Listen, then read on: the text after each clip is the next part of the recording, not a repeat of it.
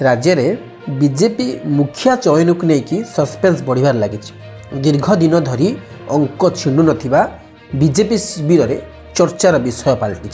शासक दल बीजेपी सभापति बदलिबे ना पुणी थे मनमोहन सामल को संभाळिबा पई दायित्व मिलिबो, यह दीर्घ दिन हम ये सस्पेंस लगी रही। गत किछि दिन हला दिल्ली रे विभिन्न गोष्ठी डेरा पकाई सह निज निज पसंदर नेता लबी करुवा सूचना मिली। आज मनमोहन सामल दिल्ली भुवनेश्वर फेरी।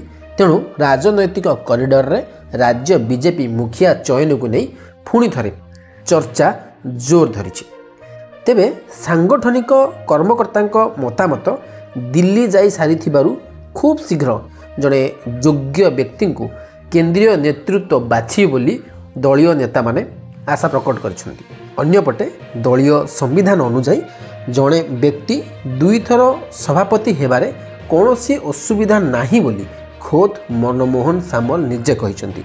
सेइथिपाई से पुणी रिपीट होई पारंती बोली अनुमान करुछन्ती बहु राजनैतिक समीक्षक।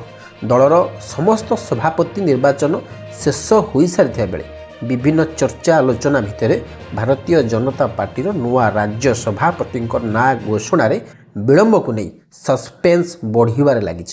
तेबे पूर्वर गत 15 तारीख सुधा जिला सभापति निर्वाचन सरीबाकू दिन धार्य होइतिले मध्य सेथिरे विलंब घटुची।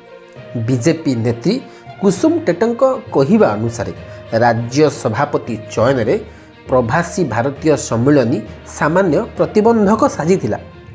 सांगठनिक मुख्य माने सेमानक मतामत देई सारिछंती। केंद्रीय नेतृत्व खूब शीघ्र योग्य व्यक्ति देखि ना निश्चय घोषणा करिए बोली दृढ़ प्रकट करिछंती।